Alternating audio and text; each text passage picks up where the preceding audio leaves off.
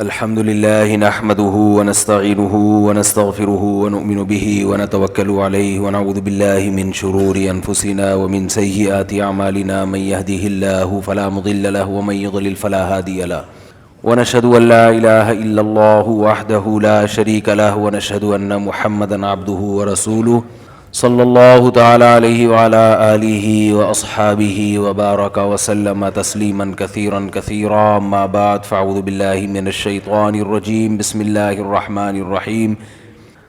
أم لكم أيمان علينا بالغة إلى يوم القيامة إن لكم لما تحكمون سلهم أيهم بذلك زعيم أم لهم شركاء فليأتوا بشركائهم إن كانوا صادقين. سورہ قلم کی ان آیات پر بیان چل رہا ہے کہ کچھ لوگ تو ایسے ہیں جو آخرت پہ یقین ہی نہیں رکھتے، کچھ ایسے ہیں جو مانتے ہیں کہ ہمیں مرنے کے بعد حساب و کتاب دینا ہے، لیکن وہ اس خوش فہمی میں مبتلا ہیں کہ جیسے ہم دنیا میں اچھی حالت میں ہیں آخرت میں بھی اچھی حالت میں ہی رہیں گے. تو یہ بھی خوش فہمیاں ہیں، غلط فہمی ہے. تیسرے وہ لوگ تھے جو یہ کہتے ہیں، اب بھی ہیں ایسے لوگ، اس زمانے میں بھی تھے، کہ ہمارے جو شرکاء ہیں جن کو ہم نے خدا کے ساتھ اللہ کی عبادت میں شریک کیا ہوا ہے، چونکہ یہ اللہ کے نیک بندے ہیں، نیک لوگ ہیں، یہ ہمیں بخشوا دیں گے، ہمیں عمل کی ضرورت نہیں ہے. اس پر میں نے پچھلے ہفتے تفصیل سے بیان کیا تھا کہ اندھی عقیدت انسان کو برباد کر دیتی ہے. اور اندھی عقیدت ہوتی کیوں ہے؟ کبھی کسی کے گیٹ اپ کو دیکھ کے انسان متاثر ہوتا ہے، واہ واہ واہ واہ کیا نورانی چہرہ ہے. کبھی کسی کے جذباتی بیانات سے متاثر ہوتا ہے، نعروں سے. ہمارے ہاں عمل کو نہیں دیکھا جاتا، باتوں کو دیکھا جاتا ہے، نعرے. کام کیا کر کے دکھایا حضرت جی نے؟ وہ زیرو. نعرے بہت، کام نہیں دیکھا جاتا کہ کام بھی کچھ ہوا ہے کہ نہیں ہوا. تو نعرے بازی، جو عشق مصطفیٰ میں زیادہ جذباتی تقریریں کر رہا ہے، چاہے وہ لوگوں کو بدعتوں میں ڈال رہا ہو، سنت کے راستوں سے ہٹا رہا ہو، اس کو نہیں دیکھا جاتا. تو اس لیے سب سے پہلے کس چیز کو فوکس کرنا ہے میرے بھائی؟ عمل کو. عمل. میں نے پہلے بھی یہ بات عرض کی تھی، آج کل ایک بہت بڑی بدعت کیا ہے کہ علماء کو الگ سے دفنایا جاتا ہے کسی الگ جگہ پہ. بھئی یہ جو عام قبرستان میں جو عام مسلمان ہیں، یہ کیا مریخ سے آئی ہوئی مخلوق ہیں؟ یہ کوئی اور مخلوق ہیں؟ ان میں کیوں نہیں دفناتے؟ یہ کیا؟ مجھے یاد ہے بچپن میں ایک صاحب نے نا، کہیں لوگ بیٹھے ہوئے کھانا کھا رہے تھے، تو ایک صاحب نے اپنا جھوٹا گلاس پی کے رکھا. تو اب ان کا بچہ اپنے باپ کا جھوٹا نہیں پی رہا. تو باپ کو غصہ آیا کہ میں کوئی بھینس ہوں جو میرا جھوٹا پیتے ہوئے تمہیں شرم آ رہی ہے، یا میں کوئی گائے ہوں؟ مطلب یہ کہ میں کوئی اچھوت تو نہیں ہوں نا جو باپ کا بھی جھوٹا نہیں پی رہے تم. تو جیسے یہ ابا کی توہین ہے کہ بیٹا نہیں پی رہا، تو اسی طرح یہ عام مسلمانوں کی توہین ہے ایک قسم کی، کہ عام لوگوں کو الگ قبرستان میں دفن کیا جائے اور جو خصوصی پروٹوکول والوں کو الگ جگہ پہ دفن کیا جائے. جو نیک لوگ ہوتے ہیں ان کی خواہش یہ ہوتی ہے کہ ہمیں عام مسلمانوں کے قبرستان میں ہی دفن کیا جائے، تاکہ جو اللہ کی رحمتیں ان عام مسلمانوں پر پڑ رہی ہیں وہی رحمتیں ہم پہ بھی ہوں. صرف پیغمبر کی یہ خاصیت ہے، صحیح حدیث ہے کہ کسی بھی پیغمبر کی جہاں موت واقع ہوتی ہے پیغمبر کو وہیں دفن کیا جاتا ہے، اس جگہ سے ہٹایا نہیں جاتا. تبھی ہمارے نبی صلی اللہ علیہ وسلم کی جو قبر مبارک ہے، جہاں آپ کا انتقال ہوا امی عائشہ کے حجرے میں، وہیں دفن کیا گیا. پھر حضرت ابو بکر، حضرت عمر نے خواہش ظاہر کی کہ ہمیں نبی کے پہلو میں دفن کیا جائے، کیونکہ یہ دونوں نبی کے سب سے قریبی ساتھی تھے اور اللہ ان کو مقام بھی دینا چاہتا تھا، تاکہ جو درود و سلام کے نذرانے نبی صلی اللہ علیہ وسلم پہ پیش کیے جائیں اسی کے ساتھ آپ دونوں پر بھی سلام کیا جائے. تو اللہ آپ کے مقام کو بڑھانا چاہتا تھا. اس کے بعد جتنے صحابہ ہیں سارے جنت البقیع میں دفن ہوئے ہیں, الگ سے ان کی کوئی الگ قبر نہیں بنائی گئی. حضرت عثمان کو دیکھ لیں, حضرت علی رضی اللہ تعالی عنہ ہیں, جتنے صحابہ عشرہ مبشرہ ہیں, الگ سے ان کے نہیں کہ بھئی یہ چونکہ زیادہ بڑا مقام تھا ان کی قبر وہاں بنے گی باقیوں کی یہاں بنے گی. تو جو مرنے والا ہوتا ہے اس کی تو یہ چاہت اکثر نہیں ہوتی, لیکن بعد کے مریدین کیا کرتے ہیں, وہ اپنے مشائخ کو اپنے پیروں کو پروٹوکول دینے کے لیے الگ دفن کرتے ہیں. تو یہ عمل اللہ کو خوش کرنے والا نہیں ہے, اور اس سے شرک اور بدعت بھی پھیلتی ہے. کیونکہ جب آپ دیکھیں گے کوئی الگ سے قبر ہے, الگ سے پروٹوکول ہے, تو جن کے مزاج میں شرک ہوتا ہے وہ پھر اس کے ساتھ الگ سے کچھ کرنا شروع کر دیتے ہیں. قبروں کے طواف بھی ہوتے ہیں, قبروں پہ سجدے بھی ہوتے ہیں, قبریں اونچی بھی بنائی جاتی ہیں. تو صحیح مسلم کی حدیث ہے, رسول اللہ صلی اللہ علیہ وسلم نے حضرت علی کو حکم دیا کہ مدینہ میں جا کے دیکھو کوئی بھی تصویر نظر آئے یعنی جاندار کی, اس تصویر کو بھی مٹاؤ, اور کوئی قبر ایک بالش سے زیادہ اونچی ہے اس کو گرا دو. تو حضرت علی رضی اللہ تعالیٰ عنہ کو آپ صلی اللہ علیہ وسلم نے باقاعدہ اس کا حکم دیا. تو اس لیے میرے بھائی عقیدت میں اندھے ہو جانا اور شریعت کو چھوڑ دینا, اس سے اللہ بالکل بھی خوش نہیں ہوتا. اس سے پبلک بہت خوش ہوتی ہے, پبلک چلتی ہے نعروں کے پیچھے, پبلک کو جذبات سے ہٹ کے باتیں پسند ہی نہیں ہیں. اچھا پبلک کا جو مزاج ہے نا, ہم تو پبلک میں رہے ہیں, تقریریں بھی کی ہیں, بیانات بھی کیے ہیں. میں تو بیانات کر رہا ہوں جب میں میرا خیال ہے 13-14 سال کی عمر سے میں نے بیانات شروع کیے ہیں. بالکل یعنی بلوغت کی دہلیز پہ جب قدم رکھتا ہے نا, تو میرے والد صاحب چونکہ بیان کرتے تھے تو مجھے بھی وہ دے دیتے تھے بیان. تو پبلک کا مزاج یہ ہوتا ہے کہ پبلک منفی باتیں زیادہ شوق سے سنتی ہے. یعنی اگر آپ تعریفیں کرنا شروع کر دو نا, فلاں بھی ٹھیک ہے, فلاں بھی ٹھیک ہے, فلاں بھی صحیح ہے, فلاں بھی صحیح ہے, پبلک کو نہیں ایسے خطیب پسند آتے. ایسے لوگ پسند آتے ہیں پبلک کو جو ہر ایک کو برا کہہ رہے ہو. یہ پبلک کا مزاج ہوتا ہے. حکومت کی برائیاں کرو, پبلک کہتی ہے یہ آدمی کیا ہے, حق پرست, یہ کیا کر رہا ہے, ڈنکے کی چوٹ پہ حکومت کو برا کہتا ہے. یہ آدمی ڈنکے کی چوٹ پہ جو ہے وہ فوجیوں کو برا کہتا ہے. یہ آدمی ڈنکے کی چوٹ پہ عمران خان کو برا کہتا ہے. یہ ڈنکے کی چوٹ پہ مولانا فضل الرحمان کو برا کہتا ہے. یہ ڈنکے کی چوٹ پہ نواز شریف کو برا کہتا ہے. اس کو نہیں دیکھا جاتا کہ بات صحیح کر رہا ہے غلط کر رہا ہے. نمبر 2, اس برا کہنے کا کوئی فائدہ بھی ہے یا نقصان ہے. اس چیز کو پبلک دیکھو, ہر برائی بیان کرنے کی نہیں ہوتی, اس کا کوئی فائدہ نہیں ہوتا. مثال کے طور پر آپ کے علاقے کا کوئی بڑا تھانے دار ہے, ایس ایچ او صاحب آیا آپ کے علاقے میں. اب اگر آپ اس تھانے دار سے بنا کے رکھیں گے, چل رہا ہے بیان, آپ اس تھانے دار سے اگر بنا کے رکھیں گے تو بہت سارے کام نمٹا سکتے ہیں آپ. ایک مثال دے رہا ہوں, تھانے دار جیسا بھی تھا, علاقے میں کوئی ایس ایچ او آیا, آپ نے کیا کیا, اس سے چائے وائے پلائی, تعلق اچھے کر لیے تاکہ اس سے آپ پازیٹیو کام بہت سارے بولو بھائی لے سکے. پھر وہ فلاں مسجد کو بھی گرنے سے بچا لیا آپ نے, اور فلاں کوئی 2-4 غریبوں کے معاملے اٹکے ہوئے تھے تھانے میں, وہ جیل میں بند تھے, تعلقات کی بیس پہ ان مظلوموں کو بھی آپ نے نکلوا لیا. تو یہ آدمی کام زیادہ کرے گا نا, اس نے قوم کی خدمت زیادہ کی نا, کیونکہ ایس ایچ او سے لڑ تو کوئی سکتا نہیں ہے. کیا خیال ہے؟ لیکن پبلک کو ایسا آدمی پسند بولو نہیں ہوگا. پبلک کو وہ پسند ہوگا کہ ممبر پہ بیٹھتے ہی علاقے کے ایس ایچ او کو برا بھلا کہنا شروع کر دے, یہ چور ہے, یہ رشوت خور ہے, یہ یوں ہے, یہ فلانا ہے, ڈمکانا ہے. کام دھیلے کا نہیں کرے گا ایسا آدمی, کیونکہ جب آپ نے علاقے کی پولیس سے ہی دشمنی مول لی ہے تو اب کام تو آپ سے ککھ بھی نہیں ہو سکتا, بلکہ جو کام آپ کر بھی سکتے تھے نا وہ بھی نہیں پولیس رکاوٹ ڈالے گی, وہ بھی نہیں کرنے دے گی آپ کو. لیکن پبلک میں آپ کا ڈنکا بجنا شروع ہو جائے گا. پبلک کہے گی حق پرست آدمی ہے, ڈنکے کی چوٹ پہ حق بیان کرتا ہے. حالانکہ اسلام میں حق برائے حق کی کوئی ویلیو نہیں ہے. وہ حق جس سے آگے کام ہو, ہر حق بات کرنے کی نہیں ہوتی. معاشرے میں اس کا فائدے کے بجائے نقصانات زیادہ ہوتے ہیں.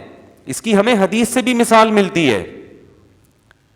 رسول اللہ صلی اللہ علیہ وسلم, ادھر توجہ رکھیں بھائی, رسول اللہ صلی اللہ علیہ وسلم نے بیت اللہ کی جو تعمیر ہے نا, بیت اللہ, حضرت ابراہیم علیہ السلام نے جو بیت اللہ کو تعمیر کیا تھا وہ حتیم تک تھا. حتیم اس کا حصہ ہے, وہ جو ایک کرو نشان ہے نا حتیم, وہ اس کا حصہ ہے. آپ صلی اللہ علیہ وسلم نے ارادہ کیا کہ جہاں ابراہیم علیہ السلام نے جہاں تک بیت اللہ کی دیواریں کھینچی تھیں تو میں بھی وہیں تک کروں. لیکن چونکہ زمانہ جاہلیت میں بیت اللہ کی تعمیر کم ہوئی تھی, اور ہوئی اس لیے کم تھی کہ جب زمانے جاہلیت میں قریشیوں نے ارادہ کیا کہ بیت اللہ کو دوبارہ سے تعمیر کرتے ہیں تو حلال پیسے کم پڑ گئے تھے, پھر حرام آمدن تھی, تو انہوں نے کہا ہم حرام آمدن بیت اللہ کی تعمیر میں نہیں لگائیں گے. تو پیسوں کی کمی کی وجہ سے جو تعمیر کا کام تھا ادھورا ہوا, اتنا ہوا جتنا آج ہے, جتنا یعنی مربع ہے نا, اب تو اسکوائر ہے, تو اتنا کام ہوا. لیکن چونکہ ایک زمانہ بیت گیا تو نبی نے ارادہ کیا کہ بھئی اب تو اللہ نے اسلام کو غلبہ دیا ہے, مکہ بھی فتح ہو گیا, اب آپ نے ارادہ کیا کہ بیت اللہ کو وہیں تک تعمیر کریں جہاں ابراہیم علیہ السلام نے تعمیر کیا تھا. تو یہ اصل تو یہ تھا نا. لیکن آپ صلی اللہ علیہ وسلم نے فرمایا کہ ان قومی حدیث عہد بالجاہلیہ, بہت سے لوگ جاہلیت سے نئے نئے مسلمان ہوئے ہیں, ابھی ایمان ان کے دلوں میں پکا راسخ نہیں ہوا. اگر میں نے یہ کام کیا تو وہ یہ سمجھیں گے کہ میں حضرت ابراہیم کے قبلے کو چینج کر رہا ہوں. تو آپ نے فرمایا اس کام کو ایسے ہی چھوڑ دیا جائے. تو طواف تو پورے بیت اللہ کا ہوگا حتیم کے باہر کا, لیکن تعمیر آدھی. اور اس وقت سے لے کر ایک دفعہ ایسا ہوا امام مالک کے دور میں کہ جب یہ حدیث خلیفہ کے پاس پہنچی, اس نے کہا کہ بھائی اب تو اسلام طاقت میں آ گیا ہے, تو اب میں اس کو بیت اللہ کو بڑا کر دوں گا. تو اس نے بڑا کیا, تو لیکن کیا ہوا, بعد کے خلیفہ نے اس کو گرا دیا کہ بھائی نبی نے نہیں کیا تو انہوں نے کیوں کیا. امام مالک نے فتویٰ دیا کہ جس حال میں نبی نے چھوڑا ہے نا اس میں کمی بیشی کی اجازت. بولتے کیوں نہیں بھائی, نہیں ہے, خدا کی قسم اس حدیث یہ سمجھ میں آ جائے نا, دینداروں کے بہت سے مسائل حل ہو جائیں, آج بہت سے مسائل حل ہو جائیں. ہمارا ہر کام حکمت, مصلحت, بصیرت سے خالی ہوتا ہے. یعنی اگر میں یوں کہوں کہ مسلمان معذرت کے ساتھ کہ بصیرت لیس ہونا مسلمان کی ایک صفت بن چکی ہے کہ جتنا سینس لیس ہوگا اور جتنا حکمت اور بصیرت کے خلاف چلے گا اتنا پکا اور سچا مسلمان سمجھا جاتا ہے. یعنی یہ علامت بن چکی ہے. تو بھائی یہ علامت نہیں ہے. مسلمان زیرک ہوتا ہے, عقل مند ہوتا ہے, وہ حق بیان کرتا ہے جس کا معاشرے کو فائدہ ہو. جہاں فائدہ نہیں ہے تو ہر بات بیان کرنے کی بولو بھائی نہیں ہوتی. لوگ مجھے کہتے ہیں آپ سعودی عرب کی حکومت میں اتنی گڑبڑ ہو رہی ہے, آپ بیان کیوں نہیں کرتے؟ میں کہتا ہوں اس کا نقصان کیا ہوگا. ہم اگر سعودیہ کے خلاف بیان کریں, اس کا نقصان سعودی عرب کو نہیں ہوگا بلکہ اس کا فائدہ ہوگا ان قوتوں کو جو سعودی عرب کے خلاف ہیں, اور وہ اسلام دشمن قوتیں ہیں, وہ فائدہ اٹھائیں گی, ہمارے بیان کو کیش کرائیں گی وہ. تو سعودی عرب جیسا بھی ہو بھائی ہمارے لیے پھر بھی بہت بڑی نعمت ہے, کیونکہ اگر حکومت سعودیہ ختم ہو گئی تو ختم ہونے کے بعد سعودی عرب ہمارے ہاتھ میں نہیں آئے گا, اسلام دشمنوں کے ہاتھ میں چلا جائے گا. تو آپ بیان داغنے سے پہلے, آپ بادشاہ کے خلاف بیان کرنے سے پہلے, حکومت کے خلاف بیان کرنے سے پہلے یہ سوچو کہ اس بیان کا فائدہ کیش کون کرا رہا ہے. بہت مشکل ہے بات سمجھانا, بہت مشکل. اس کا فائدہ کون اٹھا رہا ہے؟ نہیں آ رہی سمجھ میں تو چھوڑ دو بھائی. بھائی فائدہ کون اٹھائے گا اس کا؟ فائدہ وہ اٹھائیں گے جو صبح شام سعودیہ کے خلاف بولتے ہیں, اور وہ بولتے ہیں جو اسلام کے دشمن ہیں. فائدہ وہ اٹھائیں گے. تو انسان اس میں بہت سوچ سمجھ کے انسان کو چلنا چاہیے. تو اچھا, اپنا جب دنیاوی مفاد ہوتا ہے نا تو یہ ساری باتیں لوگوں کی سمجھ میں آتی ہیں. جب دنیاوی مفاد ہوتا ہے نا, مثال کے طور پر آپ کا چائے کا بزنس ہے, چائے کی پتی کا کاروبار ہے, آپ کو پتہ چل گیا نا کہ چائے کے یہ نقصان ہے, آپ کبھی بھی اس کو بیان نہیں کرو گے. آپ بولیں گے میں نے کوئی ٹھیکہ لیا بھائی چائے کے نقصانات بیان کرنے کا؟ بھائی یہ ڈاکٹر بیان کرے نا, میں کیوں بیان کروں, میرا بزنس ہے. تو اپنی دنیا کا جہاں معاملہ آتا ہے تو وہاں سارے عقل مند ہو جاتے ہیں. جہاں معاملہ آئے گا دین کا تو وہاں سب مکھنچو بن جاتے ہیں, کیونکہ شاید ہمیں دین سے محبت نہیں ہے, شاید ہمیں ملک سے محبت نہیں ہے, شاید ہم چاہتے ہیں کہ ملک کا بیڑا غرق ہو جائے، آپ کے حق بیان کرنے کے چکر میں ملک کی کیا ہو گئی، ایسی کی تیسی ہو گئی، اور آپ کے پاس کوئی آلٹرنیٹ بھی نہیں ہے، کوئی دوسرا کنٹری بھی نہیں ہے. تو اس لیے جو بھی ممبر پہ بیٹھ کے ڈنکے کی چوٹ پہ بول رہے ہیں نا حق، تو ان سے جا کے پوچھا کرو کہ یہ حق آگ لگ تو نہیں لگا رہا لوگوں کے اندر، نفرتیں تو نہیں پھیلا رہا لوگوں کے اندر، تو کیا کر رہا ہے یہ نہیں. تبھی دیکھو آپ نے کسی کو برائی میں دیکھا تو اسلام اجازت نہیں دیتا کہ آپ اس کی برائی لوگوں کے سامنے بیان کریں، حالانکہ حق تو ہے نا کہ وہ برا ہے تو برا ہے. بھائی بیان کرنے میں فائدہ کیا ہو رہا ہے؟ نمبر ایک آدمی کے راز فاش ہو رہے ہیں، وہ اگر کل توبہ کر کے اپنے آپ کو درست کر لیتا ہے، اللہ توبہ قبول کر لے گا، مگر پبلک اس کی توبہ قبول بولو نہیں کرے گی. میرے پاس ایک صاحب آئے، کوئی پیر و مرشد تھے، ان کے کچھ عجیب سی کچھ حرکتیں سامنے آئیں غیر شرعی، تو مجھے کہنے لگے ان کے خلاف آپ ممبر پہ بیٹھ کے بیان کریں. میں نے کہا دیکھو میں بیان کرنے کا کیا فائدہ ہوگا؟ اس سے بیان کرنے سے یہ ہوگا کہ بہت سے لوگوں کو جن کو ان کی برائی کا علم نہیں ہے، وہ صرف ان سے بدگمان نہیں ہوں گے، ہر عالم ہر بزرگ سے بدگمان ہو جائیں گے وہ. پہلی بات تو یہ.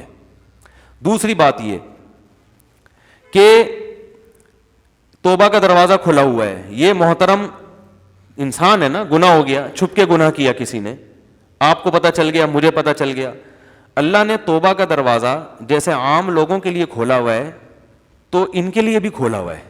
کل ان کو خیال ہو گیا کہ یار یہ مجھ سے گناہ ہوا ہے، کل یہ رو رو کے گڑ گڑا کے اللہ کے سامنے توبہ کر لیں، اللہ معاف کر دے گا.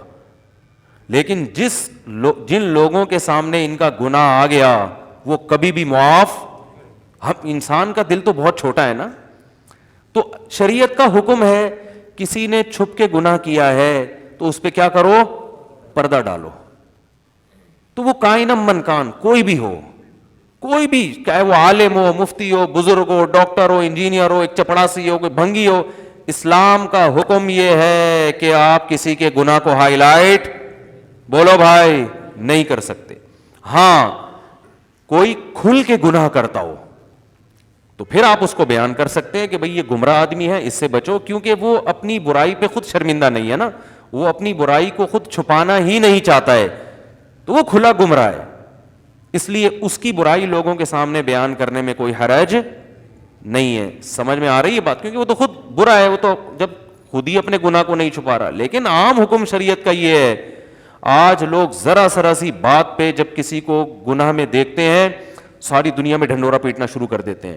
اور یاد رکھو شیطان کے پاس نا ہر گناہ کو حلال کرنے کے بڑے زبردست دلائل ہوتے ہیں. شیطان ہر گناہ آپ کی نظر میں حلال کر دے گا دلائل دے کے. جیسے میں نے بتایا نا شراب پینے والے کو شیطان کیا کہتا ہے؟ یہ ڈپریشن کا علاج ہے، فی الحال میں ٹینشن میں ہوں، کوئی بات نہیں، پی لی تو اسٹریس ختم ہو جائے گی، پھر بعد میں چھوڑ دوں گا. تو شیطان کا کام کیا ہوتا ہے؟ نفس کا کام ہوتا ہے آپ کے دل میں گناہ کی چاہت ڈالنا، جو انسان کی نیچر ہے، ہر برائی کی طرف طبیعت مائل ہوتی ہے، دل چاہتا ہے میں یہ بھی کروں وہ بھی کروں. شیطان کا کام کیا ہوتا ہے؟ شیطان اس گناہ کی چاہت نہیں ڈالتا. شیطان کیا کرتا ہے کہ جب آپ کے دل میں یہ بیان کی گچی پکڑ کے رکھنا، موضوع چینج نہ ہو جائے جہاں سے شروع کیا تھا میں نے، کیونکہ یہ شیطان ویطان درمیان میں آ گیا، اب یہ کہیں اسٹیشن ہی پورا چینج نہ ہو جائے نا، ہم تو نکلتے ہیں تو پھر وہ نان اسٹاپ چلتے ہی چلے جاتے ہیں. تو درمیان میں قیام و طعام بھی آتا ہے نا، جب آپ لانگ روٹ پہ چلتے ہیں قیام و طعام لکھا ہوا آتا ہے. تو آپ دونوں جو ہے نا ذرا بیان کو اصل جہاں سے شروع ہوتا ہے اس ٹاپک کو مکمل کرنا ہے، وہ بہت اہم ٹاپک ہے. شیطان کیا کر رہا ہوتا ہے آپ کے دل میں جب گناہ، آپ کو اب آپ بیان چھوڑ دیں، یہ سوچیں شروع کہاں سے ہوا تھا، اسی پہ سوچتے رہیں آپ، تاکہ وہاں سے لے کے جائیں نا ہم، کیونکہ آپ بھی ادھر آ گئے تو پھر آپ بھی قیام و طعام میں ہمارے ساتھ شریک ہو جاؤ گے. ٹھیک ہے نا؟ تو شیطان کا کام یہ ہوتا ہے، دیکھو آپ کی طبیعت جب گناہ کی طرف مائل ہوتی ہے، دل چاہ رہا ہے یہ بھی کر لوں، یہ دل چاہنا تو نیچر ہے انسان کی، دل چاہنا، بد نظری کا دل چاہتا ہے یار ہم بھی دیکھ لیں، گانا سننے کا دل چاہتا ہے، یہ تو چاہتا ہے، انسانوں کا دل چاہتا ہے. اور کسی کو دیکھ رہے ہیں سٹا لگا رہا ہے، آپ کا بھی دل چاہتا ہے یار دو ہم بھی ٹرائی کر کے دیکھنے میں کیا جا رہا ہے، وہ شراب پی رہا ہے ہم بھی پی کے دیکھ لیتے ہیں. تو یہ تو انسان کی طبیعت مائل ہوتی ہے. شیطان آپ کے دل میں خواہش نہیں پیدا کرتا. شیطان کیا کرتا ہے؟ جب برائی کا دل میں خیال آتا ہے تو آپ کا ضمیر ملامت کرتا ہے کہ یار یہ ٹھیک بولو بھائی نہیں ہے. ایک صحابی نبی کے پاس آئے، عرض کیا یا رسول اللہ میں زنا کرنا چاہتا ہوں. آپ نے فرمایا کیا تم اپنی بیٹی اور بہن کے حق میں چاہتے ہو کہ وہ بھی زنا کرے؟ کیا غیرت برداشت کر لیتی؟ انہوں نے کہا نہیں. فرمایا بھی کسی اور کے ساتھ کیوں کر رہے ہو یہ کام؟ تو دیکھیں ضمیر اب ملامت کرے گا نا کہ یار جو غیرت مند ضمیر ہو، غیرت ہی ختم ہو گئی تو کوئی بات نہیں، پھر تو کہتے ہیں کہ وہ بھی کر لے ہم بھی کر لیں. جیسے انگریزوں کے ہاں تو کوئی مسئلہ ہی نہیں ہے، سسٹر کیا اپنا بوائے فرینڈ ہے اور بردر کی اپنی گرل فرینڈ ہے تو کہنے ٹھیک ہے سسٹر کا اپنا بوائے فرینڈ رکھے، کوئی مسئلہ نہیں ہے. وہ غیرت میں صوفہ نکال دیا تھا انہوں نے گھروں سے، آپ کو پتہ ہے نا بھائی. وہ کیا ہو گیا واقعی بھول بہت جاتے ہو یار آپ لوگ، پھر جو کئی بار سن چکے ہیں وہ پھر پریشان ہوتے ہیں نا. وہ اب آ گیا تو پھر وہ کنفیوژن رہے گی آپ لوگوں کو. وہ گوروں میں بھی کسی نے بتایا کہ بڑی غیرت ہوتی ہے. تو وہ ایک گورے نے دیکھا اس کی بچی جو ہے نا وہ پارک میں کسی بوائے فرینڈ کے ساتھ قابل اعتراض حالت میں، تو اس کو وہ گورا واقعہ سنا رہا ہے کسی پاکستانی کو کہ میرے اندر بڑی غیرت تھی، میں نے اپنی بیٹی کو دیکھا اس حالت میں، میں نے کہا میں اس کو چھوڑوں گا نہیں. کہتا ہے چلو اس دفعہ تو برداشت کر لیا، آئندہ میں نہیں چھوڑوں گا. کہتا ہے پھر وہ مختصر کر رہا ہوں میں واقعہ، ہوتے ہوتے ایک دن کیا ہوا، پھر دوبارہ دیکھا، میں نے کہا اب نہیں چھوڑوں گا. پھر کہا چلو یار اس دفعہ معاف کر دو. ایک دن کیا ہوا، گھر میں جو بیٹھک ہوتا ہے نا، گیسٹ روم جو ہوتا ہے، وہاں سوئے بیٹھے ہوئے اور عجیب قابل اعتراض حالت میں. تو وہ گورا پاکستانی کو بتا رہا ہے کہ مجھے اتنا غصہ آیا کہ اس دفعہ میں نے کہا اب میں معاف نہیں کروں گا. غیرت جاگ گئی بھائی. اس نے پوچھا پاکستانی نے تو نے کیا کیا غیرت میں؟ اس نے کہا میں نے وہ صوفہ ہی گھر سے نکال دیا. غیرت میں آ کے وہ صوفہ ہی گھر سے میں نے نکال دیا. واہ زبردست خاندانی غیرت. خیر لیکن گورے یہ بھی نہیں کرتے، گورے یہ بھی نہیں کرتے. وہ کہتے ہیں یار یہ کیا ہے، اس کی اپنی لائف ہے، اپنے صوفہ بھی اس کا اپنے پیسوں سے لے کر آئی ہے، وہ اس کا اگر آپ کا صوفہ ہے تو اس پہ وہ کرایہ ہو سکتا ہے آپ سے مانگ لیں. معاملات میں بالکل کلیئر ہوتے ہیں، وہ ایک نمبر ہوتے ہیں معاملات میں، 2 نمبری ان کے ہاں نہیں ہے. باقی یہ چیز ہی ان کا چونکہ فیملی سسٹم ختم ہو گیا نا، اور girl friend boy friend culture اتنا کہ وہ غیرت ویرت سب ختم. تو اس لیے تو چیختا ہوں اتنا کہ شادیاں کرو اپنے کم عمری میں، نکاح کرو تاکہ یہ غیرت والا سسٹم برقرار رہے.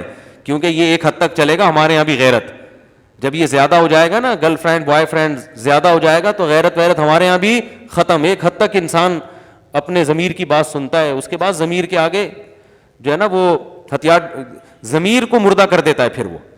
تو اگر غیرت ہوگی تو جب بھی کسی گناہ کا آپ کو خیال آئے گا تو ضمیر آپ کو ملامت کرے گا. جھوٹ بولتے ہوئے انسان کا ضمیر ملامت کرتا ہے، شراب پیتے ہوئے انسان کا ضمیر ملامت کرتا ہے، زنا کرتے ہوئے انسان کا ضمیر ملامت کرتا ہے.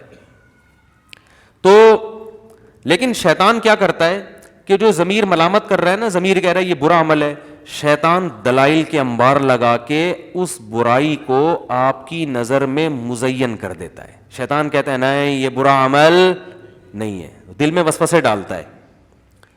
تبھی اللہ نے قرآن میں شیطان کے لیے مزین کا لفظ استعمال کیا. مزین زینت کسے کہتے ہیں؟ زینت کہتے ہیں کہ اپنا ظاہری گیٹ اپ چینج کر لینا، حقیقت میں تبدیل نہ ہونا. جیسے خواتین زینت کے لیے بیوٹی پارلر جاتی ہیں نا، تو حقیقت میں تھوڑی خوبصورت بن کے آ جاتی ہیں. ابے بھائی اگر کوئی خاتون تھی، کوئی بدصورت عورت گئی بیوٹی پارلر تو وہ خوبصورت بن کے تھوڑی نکلے گی. وہ تو بھائی جیسی اللہ نے ناک بنائی، جیسے آنکھیں بنائی، جیسا رنگ بنایا، جیسا قد بنایا، وہ تو ویسے کا ویسے ہی رہے گا، اس میں تھوڑی چینجنگ ہوتی ہے. لیکن بیوٹی پارلر والوں کا کمال یہ ہے کہ ڈسٹیمپر کے ڈبے خالی کر کے پورا حلیہ کیا کر دیتے ہیں؟ چینج کر دیتے ہیں. 2-4 ڈبے خرچ ہوتے ہیں اس میں ڈسٹیمپر کے، وہ خرچہ آتا ہے، لیکن پورا حلیہ کیا ہو جاتا ہے. اب یہ مزین، یہ زینت ہے. زینت کا مطلب دیکھنے میں اب کیا ہے، کوئی چیز اچھی لگنے لگے، چاہے حقیقت میں اچھی ہو یا نہ ہو. بالکل ایسے جیسے کھانے کے ایک خوشبودار کھانا واقعی اچھا ہوتا ہے، اور ایک کھانا اچھا نہیں ہے لیکن آپ کے سامنے جو جس پیکنگ میں پیش کیا گیا نا، اس پیکنگ کو دیکھ کر آپ اس کھانے پہ لٹو ہو گئے. تو شیطان پیکنگ چینج کر دیتا ہے، شیطان اس پہ مزین کر دیتا ہے، برائی کو چمک پٹیاں لگا کے ایسا لگتا ہے آپ کو جیسے یہ برائی نہیں بلکہ بہت زبردست چیز ہے. گویا وہ بتا دے گا شراب تو وقت کی ضرورت ہے بھائی، پیے بغیر تو اس زمانے میں گزارا ہے ہی نہیں. لوگ پورے کین پیتے ہیں، ہم نے 2 گھونٹ پی لیے تو کیا ہو گیا؟ کیا خیال ہے بھائی؟ ہم کون سا مولوی ہیں، ہم کون سا نمازی پرہیزگار ہیں، ہم کون سا کوئی جو ہے وہ حاجی اور وہ ہیں ہمارے کون سے تبلیغ میں 4 مہینے لگے ہوئے ہیں. ہم تو ابھی لبرل لوگ ہیں یار, ٹھیک ہے مسلمان بھی ہیں, نماز بھی پڑھتے ہیں, تو 2-4 برائیاں جہاں اور کرتے ہیں تو ایک یہ والی بھی کر لی تو کیا ہو گیا. گرل فرینڈ رکھنے سے پہلے شیطان بتائے گا یار اس زمانے میں تو ہر ایک کی گرل فرینڈ ہوتی ہے, اب نکاح کرنا اتنا مشکل کام ہے, اتنی ٹینشن ہے, نہ ابا مانتے ہیں نہ اماں مانتی ہیں, پھر خرچے, پھر ساس, پھر سسر, پھر سالے, ابے بہت کر لیں گے یار, اب یہ تھوڑی کہ زندگی اکیلے گزارنا شروع کر دیں. تو یار کیا ہو گیا اگر ہم کوئی غلط تھوڑی کر رہے ہیں, یہ چیزیں شیطان بتاتا ہے, ہم کوئی بری باتیں تھوڑی کر رہے ہیں, ہم تو اس کو حج اور عمرے کی ترغیب دیتے ہیں فون کر کے, ٹھیک ہے نا. تو ہم تو اچھی باتیں کرتے ہیں, ہم کوئی گندی باتیں بھی نہیں کرتے, اور اگر گندی باتیں ہی کی ہیں تو باتیں ہی کر رہے ہیں نا, کوئی کام تھوڑی گندا کر رہے ہیں. تو یہاں سے شیطان جو ہے نا ایک برائی کو, وہ بھائی قرآن کے صاف الفاظ ہیں, عورت کو اللہ نے پیدا کیا بیوی بنانے کے لیے, بس بیوی بناؤ. ولا متخذات اخدان, دوستیاں لگانے کی اجازت. خدن کہتے ہیں گرل فرینڈ کو, سہیلی کو, خفیہ دوستی کو خدن, اخدان اس کی جمع آتی ہے. لا متخذات اخدان, اللہ نے صاف لفظ میں گرل فرینڈ کا ذکر کیا قرآن میں. کتنی واضح آیتیں کہ تم اس کو بطور فرینڈ کے نہیں رکھ سکتے. متخذ کا معنی ٹھہرا لینا, جیسے قرآن میں آتا ہے نا واتخذ اللہ ابراہیم خلیلا, ابراہیم کو اللہ نے خلیل بنا لیا. اتخذ کا معنی ٹھہرا لیا, دوست بنا لیا. تو اتخذ کا معنی ہوتا ہے کسی کو بنا لینا. جو گرل فرینڈ ہے وہ پیدائشی گرل فرینڈ تھوڑی ہوتی ہے, آپ اس کو بناتے ہیں, ٹھہرا لیتے ہیں کہ یار فرض کر لیتے ہیں. اور اس میں اس طرف بھی اشارہ ہے کہ بعض لوگ یہ کہتے ہیں کہ انگریز بھی گرل فرینڈ جب رکھتے ہیں نا تو اس سے وفا کرتے ہیں. جب ان کی ایک گرل فرینڈ ہوتی ہے تو وہی ہوتی ہے, بیسیوں سے دوستی نہیں لگاتے. تو اس میں قرآن نے اس کی بھی نفی کر دی ہے. ٹھہرانے کا جو لفظ ہے, ٹھہرانے کا مطلب کیا ہوتا ہے, اسی کو بنایا ہے, باقاعدہ فرض کیا اس کو کہ یہ میری فرینڈ ہے. ایسا نہیں ہے کہ کبھی ادھر چلا گیا, کہ وہ تو بالکل ہی حرام ہے, وہ بھی ناجائز ہے. لیکن یہ جو ایک اگر آپ ٹھہرا لیتے ہو, یا 2 گرل فرینڈ رکھ لیتے ہو, یا 3 رکھ لیتے ہو, تو سب ایک ہی جیسی حرام ہے اللہ کی نظر. متخذات اخدان, قرآن کے صاف الفاظ ہیں کہ کسی کو تمہیں خدن بنانے کی اجازت, خفیہ دوستیوں کی بھی اجازت نہیں ہے. گرل فرینڈ رکھنے کی بھی اجازت, خفیہ دوستیوں کا بھی قرآن نے الگ سے ذکر کیا, دوستیوں کا بھی قرآن نے الگ سے ذکر کیا. غیر مصافحین, اور قرآن نے کہا کہ اس طرح بھی عورت سے آپ ریلیشن قائم نہیں کر سکتے کہ محض اپنی خواہش کو پوری کرنا ہو. آپ نے محض اپنی, جیسے بعض لوگ یہ کہتے ہیں کہ ہم اگر یعنی عورت سے ہمارا اگر ریلیشن نہیں ہوتا تو ہم ڈپریشن میں جاتے ہیں, تو ہم اپنی ایک سیکسول ڈیزائرز ہیں پوری کر لیتے ہیں, تو ہم کیا ہو جاتے ہیں تھوڑے سے فریش. اب رشتہ نہیں مل رہا ہمیں, جو نکاح کے لیے جو ہے کوئی عورت کا انتظام نہیں ہو رہا, مہنگائی بہت ہے, خرچے بہت ہیں, ابا نہیں مان رہے, اماں نہیں مان رہی, یہ نہیں ہو رہا, وہ نہیں ہو رہا, تو اب جو ہے نا ہم اپنی ایک دماغ کو ریلیکس کرنے کے لیے وقتی طور پر کانٹیکٹ کر رہے ہیں. تو غیر مصافحین, اللہ نے فرمایا تمہیں اس کی بھی اجازت. آپ غیر مصافحین کا ترجمہ دا کے دیکھ لیں. صفاح کہتے ہیں پانی بہانے کو, یعنی صرف اپنی ایک ڈیزائرز پوری کرنا, اس کے لیے بھی آپ یہ بھی الاؤ نہیں ہے. تو ایک ہی راستہ بچا ہے آپ کے پاس, وہ کیا ہے, بولو بھائی. میں جو اس پہ اتنا چیختا ہوں نا, اتنا اس لیے چیخ رہا ہوں کہ وہ مان ہی رہے, اس طرف کلچر تباہ ہو رہا ہے. تو صرف ایک راستہ اللہ نے رکھا ہے نکاح کا. اس میں پھر بے شک آپ کی نیت خواہش پوری کرنے کی ہو, لیکن بیوی بنا کے اگر خواہش پوری کرنے کی نیت سے بھی کسی سے نکاح کریں گے تو چونکہ اس کے حقوق آپ کے ذمہ لازم ہوں گے, آپ نے حقوق ادا کرنے ہیں, تو اس میں اگر آپ کی نیت عیاشی بھی ہے تو وہ برا عمل, بولو بھائی, نہیں ہے. یہ میں اس لیے کہہ رہا ہوں کہ لوگ اس میں بھی اللہ کی حدود سے تجاوز کرتے ہیں. بعض تو ایسے ہو گئے ہیں لبرلزم کی انتہا کو, لبرل پنے کی انتہا کو پہنچے ہوئے ہیں. انہوں نے بھائی ہماری مجبوری ہے اور گرل فرینڈ نہیں ہوگی تو ہم یہ ڈپریشن میں جاتے ہیں, اور یہ ہو جاتا ہے وہ ہو جاتا ہے, تو مجبوری ہے. اور بعض نے پھر وہ جو آج کل ایک نیا فتویٰ چل رہا ہے یوٹیوب پہ, جو ہے نا اپنے ہاتھ سے اپنی خواہش پوری کرنے کی بھی بعض لوگ گنجائش دے رہے ہیں. تو یہ تمام راستے اللہ نے میرے بھائی کیا کر دیے ہیں, بند. آپ کے پاس اللہ نے صرف ایک راستہ چھوڑا ہے, وہ کیا ہے, نکاح. تو اب ایک طرف غلو تو یہ ہے کہ حرام چیزوں کی اجازت, دوسرا غلو یہ ہے کہ حلال میں بھی لوگوں نے کچھ اپنی طرف سے قیدیں لگا دی ہیں. مثال کے طور پر ایک آدمی اگر شادی کر رہا ہے, وہ صرف اس لیے شادی کر رہا ہے کہ یار میں ایک حلال لذت سے فائدہ اٹھانا چاہتا ہوں. بعض دفعہ انسان کسی لڑکی کے حسن و جمال سے متاثر ہو کے شادی کرتا ہے, خوبصورت ہے وہ, تو اس پہ بھی اسلام میں کوئی پابندی, بولتے کیوں نہیں بھائی, نہیں ہے, کوئی پابندی نہیں ہے. ہاں ہم ترغیب دیتے ہیں بیوہ سے کرو اور طلاق یافتہ سے کرو, وہ ٹھیک ہے, ترغیب کی حد تک تو بہت کچھ ہے, لیکن جائز یہ بھی ہے کیونکہ زنا نہیں کر رہا وہ. اور دوسری بات یہ کہ وہ عیاشی کی نیت سے بھی اگر کر رہا ہے تو یہ عیاشی ایسی ہے جو عیاشی برائے عیاشی نہیں ہے, اس لیے کہ جس سے بھی آپ نکاح کرو گے چاہے خوبصورتی کی بیس پہ کر رہے ہو, جب بیوی بنے گی تو 10 ذمہ داریاں آپ کے اوپر, بولتے کیوں نہیں بھائی, آ جائیں گی. تو یہ عیاشی اپنے خرچے پہ ہو رہی ہے, لہذا اس پر کسی کو انگلی اٹھانے کی اجازت نہیں ہے, اپنے خرچے پہ ہو رہی ہے, اپنی ذمہ داری پہ ہو رہی ہے, ٹھیک ہے نا, تو جائز ہے یہ. اس لیے علماء نے مسئلہ بیان کیا, 1000 سال پہلے فقہ کی کتابوں میں یہ مسئلہ لکھا ہوا ہے کہ ایک آدمی صرف عیش کی نیت سے بھی اگر شادی کرتا ہے, خوبصورت سے خوبصورت لڑکی تلاش کر کے وہ نکاح کرتا ہے, لیکن اس کا ارادہ ہے کہ میں اس کے حقوق ادا کروں گا, تو ایسے آدمی کو ملامت کرنے والے پر کفر کا خطرہ ہے. کفر کا خطرہ اس لیے کہ قرآن مجید میں اللہ نے ارشاد فرمایا الا علی ازواجہم او ما ملکت ایمانہم فانہم غیر ملومین, کہ جو اپنی بیوی سے اپنی خواہشات پوری کرتے ہیں یہ لوگ قابل ملامت نہیں ہیں. تو جب اللہ نے ایک سرٹیفکیٹ دے دیا, ایک اسٹیمپ لگا دی کہ یہ آدمی حلال طریقے سے جو اپنی خواہش پوری کر رہا ہے یہ قابل ملامت نہیں ہے, تو جب اللہ نے ایک سرٹیفکیٹ آپ کو دے دیا کہ قابل ملامت نہیں ہے, تو آپ کیوں زیادہ صوفی بن کے, فنٹر بن کے زیادہ نیک بننے کی کوشش کر رہے ہو اور آپ اس کو ملامت کر رہے ہو؟ بات آ رہی ہے سمجھ میں؟ تو یہ 1 میں بھی ہے, 2 میں بھی, 3 میں بھی, 4 میں, معذرت کے ساتھ وہ ٹاپک آ گیا, لیکن کیا کریں. اگر کوئی دوسری اس نیت سے کر رہا ہے, بھائی وہ اس نیت سے کر رہا ہے یار میرے پاس وسائل ہیں, میرے پاس اسباب ہیں, میری ایک بیوی ہے لیکن میں چاہتا ہوں ایسی 2-3 اور ہونی چاہیے, ایک بہت اچھی ہے تو 2-3 اور اچھی ہو جائیں, تو کیا زبردست. وہ ایک آدمی سے کسی نے پوچھا نا تمہاری عمر کتنی ہے, اس نے کہا 18 سال. اس نے کہا یار زبردست بھائی 18 سال. تو 10 سال بعد ملا, پوچھا کتنی عمر ہے, کہہ رہے 18 سال. کہہ رہے 10 سال پہلے بھی 18. اس نے کہا آپ 18 پہ اتنے خوش ہوئے تھے کہ دوبارہ سے 18 سال ہے. ٹھیک ہے, دوبارہ سے کتنی ہے, 18 سال. آپ کے جواب سے مجھے مزہ اتنا آیا تھا. تو ایک آدمی کی شادی ہوئی, اتنی اچھی بیوی ملی اس کو, تو بھائی یار ایک اور ایسی ہو جائے, اللہ نے وسائل دیے ہیں, میں گھر دے سکتا ہوں, الگ گھر اس کے ساتھ نہیں, گھر دے سکتا ہوں اس کو, میرے پاس وسائل ہیں, تو کوئی بات نہیں بھائی. اگر آپ کا مقصد صرف جائز عیش و عشرت ہے تو بھی ٹھیک ہے, کوئی دوسرا آپ کو ملامت, تو اسلام نے اس کو لیگل قرار دیا. کیونکہ وجہ اس کی ہے کہ اس بہانے کسی عورت کو ٹھکانہ تو مل رہا ہے نا, اس کو ایک عدد میاں بھی تو مل رہا ہے, اس کی بھی تو حلال خواہش پوری ہو رہی ہے, اور دوسرا اس کو کفالت مل رہی ہے, اس کی اولاد کو باپ مل رہا ہے, اس کی ہونے والی اولاد کو.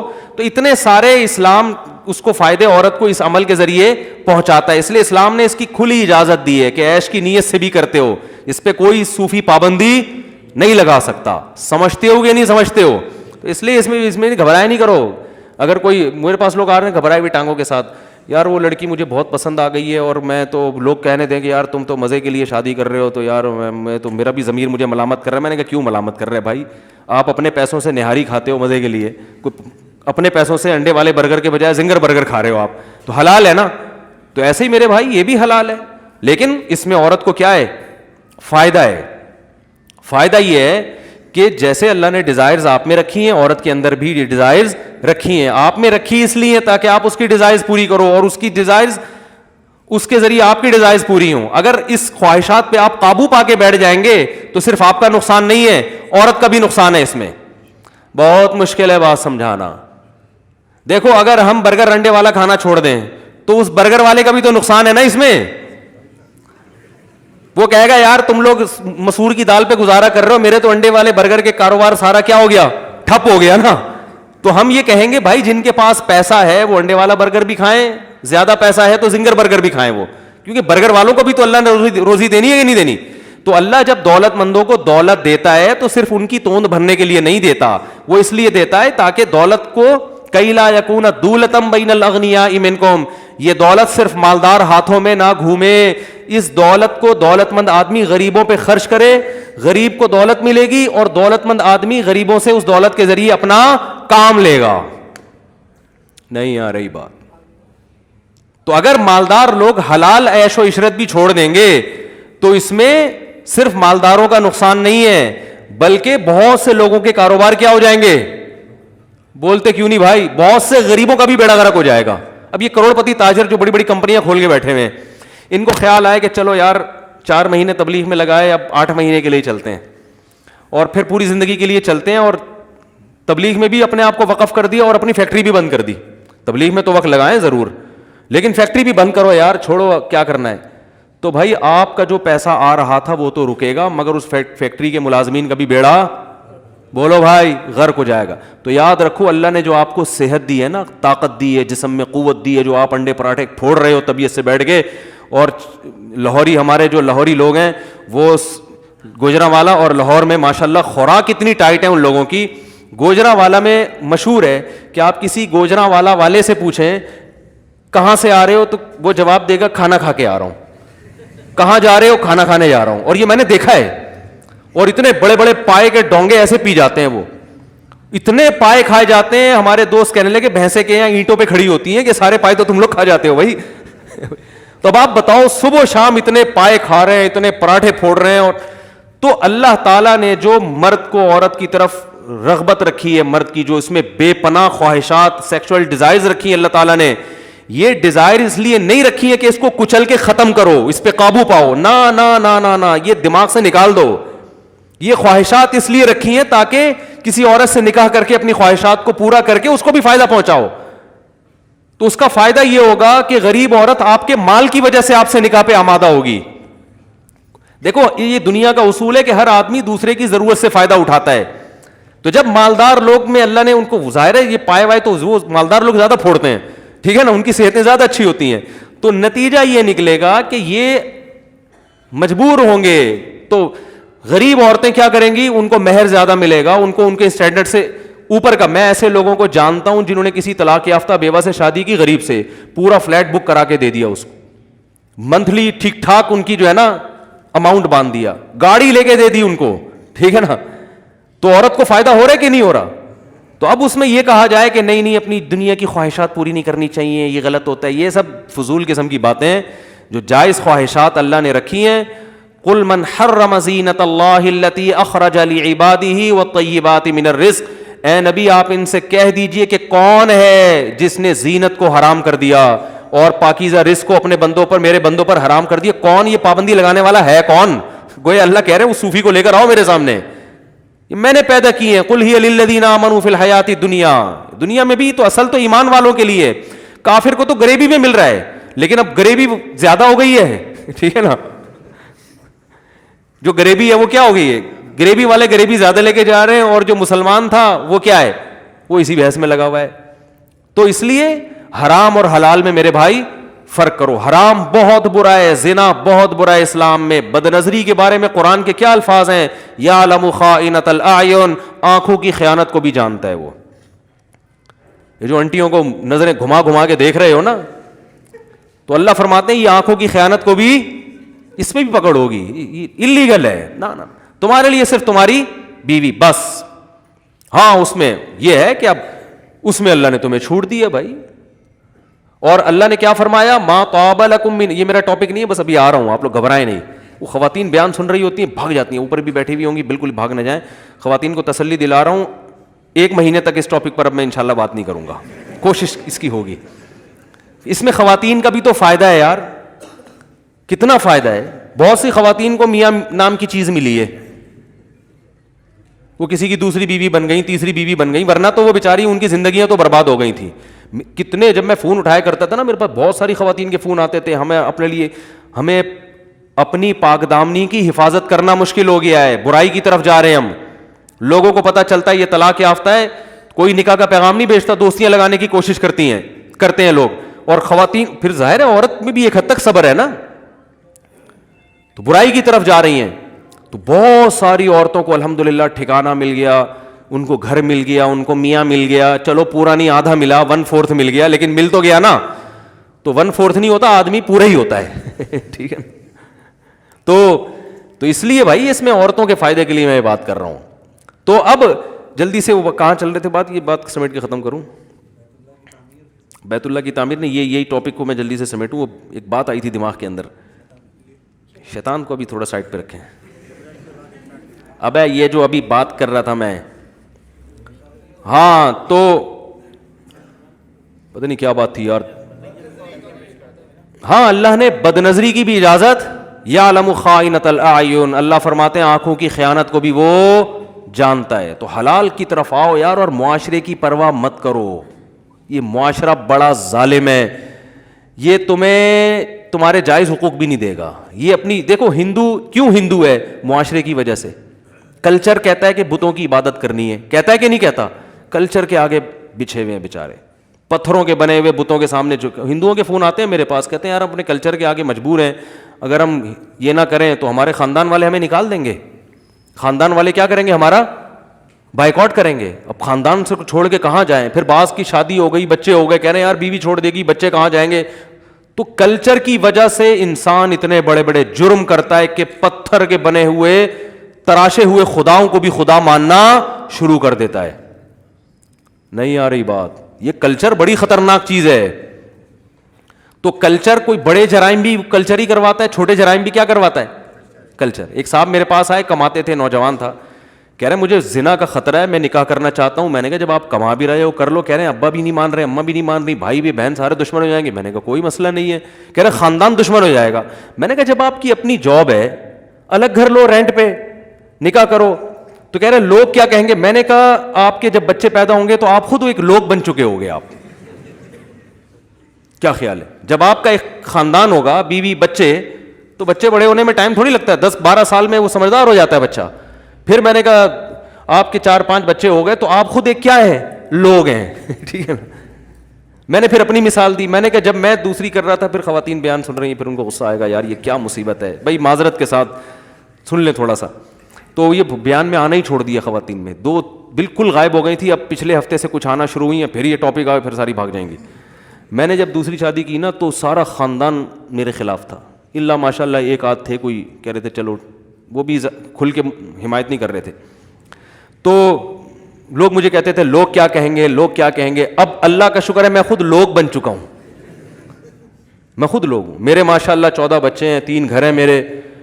اب جو میرا خاندان ہے، تھوڑے دنوں میں میں اپنے خاندان کا ایک فرد تھا نا، اب جو میرا خاندان ہے وہ میرے خاندان کا ایک حصہ بن جائے گا انشاءاللہ تھوڑے دنوں میں. نہیں آ رہی بات؟ بہت گہری باریک بات ہے. جس کا آئی کیو لیول بہت اونچا ہوگا نا وہ اس بات کو سمجھے گا. پہلے میں اپنے خاندان کا ایک کیا تھا؟ فرد تھا. میں ڈرتا تھا خاندان یہ کرے گا. اب میری اولاد اتنی ہو گئی، بچے ماشاءاللہ اسپیڈ کے ساتھ بڑے ہو رہے ہیں، پیدا بھی ہو رہے ہیں، بڑے بھی ہو رہے ہیں، اور گھر بھی ہو گئے. ٹھیک ہے نا؟ تو پھر وہ سسرالیوں کو بھی ملاؤ، وہی تو میرا خاندان ہو گیا نا بھائی. وہ بھی سب ملا لو، وہ بھی تو اپنا ہی خاندان. تو اب ہوا یہ ہے کہ میں جس خاندان کا فرد تھا، تھوڑے دنوں میں رپورٹ آئے گی کہ وہ خاندان میرے خاندان کا ایک حصہ بن چکا ہے. نہیں آ رہی بات؟ بڑی خاندانی بات. تو اس لیے میرے بھائی ان رسومات میں کچھ بھی بولو، اپنا کماؤ، اپنا کھاؤ، ماں باپ کو عزت دو، احترام دو، ان سے بد کلامی مت کرو، رشتہ داری جوڑو، بھائیوں سے بہنوں سے تمیز سے بات کرو. فالو ان کو نہیں کرنا. فالو کس کو کرنا ہے؟ اسلام کو. عبادت میں اسلام کو فالو کرنا ہے. حج فرض ہوا تو کرنا پڑے گا، چاہے ابا مانے کہ نہ مانے. کیا خیال ہے بھائی؟ نماز پڑھنی ہے ابا مانے یا نہ مانے. تو ایسے ہی ابا نے جو ہے نا بہت ساری چیزوں میں رکاوٹ بنتے ہیں، لیکن اللہ اس کی پرمیشن دے رہا ہے. تو آپ ابا سے بد کلامی مت کرو، اپنے پیسوں میں سے کچھ نہ کچھ ابا کو بھی ہدیہ دیا کرو. ابا نے آپ کو پالا پوسے جوان کر دیا، بہت بڑا احسان ہے ان کا. لیکن قرآن کے صاف الفاظ ہیں کہ صاحبہما فی الدنیا معروفا، والدین سے دنیا میں اچھا سلوک کرنا ہے، لیکن فالو والدین کو نہیں کرنا. واتبع سبیل من اناب الی، فالو اس کو کرنا ہے جو میرے راستے پہ چل رہا ہے، جو تمہیں شریعت بتا رہا ہے. صحیح ہے نا؟ اگر مفتی طارق مسعود شریعت بتا رہا ہے تو اس مسئلے میں فالو کس کو کرنا ہے؟ ہاں ٹھیک ہے نا؟ اگر شریعت بتا رہا ہے تو بھائی پھر فالو اس کو. جو علماء شریعت بتا رہے ہیں فالو ان کو کرنا ہے.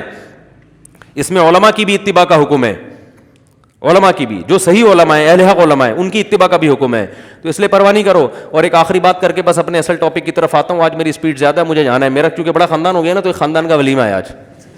اب ولیمے بھی آ رہے ہوتے ہیں اتنے سارے خاندان. میں نے کہا جلدی جلدی نپٹا کے میں پتلی گلی سے نکلوں گا. تو آج اسپیڈ اس وجہ سے میری تھوڑی سی آپ کو تیز بھی محسوس ہو رہی ہوگی.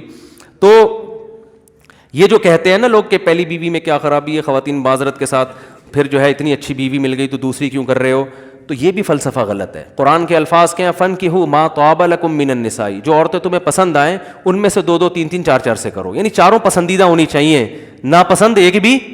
کیونکہ بیوی اگر پسند کی نہیں ہے تو انسان اس کے حقوق ادا نہیں کرتا. پھر یہ میاں بیوی کا رشتہ محبت کا رشتہ ہوتا ہے, یہ صرف کسی کا گھر بسانا نہیں ہے, اس میں محبت ہوگی تو پھر آدمی, دیکھو ویسے کسی یتیم کی کفالت کر لینا انسان, یتیم کو پالنے کے الگ فضائل ہیں, یتیم بچی کو پالنے کے بھی الگ فضائل ہیں. تو نکاح میں تو اللہ نے شرط ہی پہلی کیا لگائی ہے, اس سے کرو جہاں تمہیں بولتے کیوں نہیں پسند. اب اس پر ایک اشکال ہوگا کہ پھر بدصورت عورتیں بیچاری کہاں جائیں گی, انہیں تو کوئی پسند ہی نہیں کرے گا.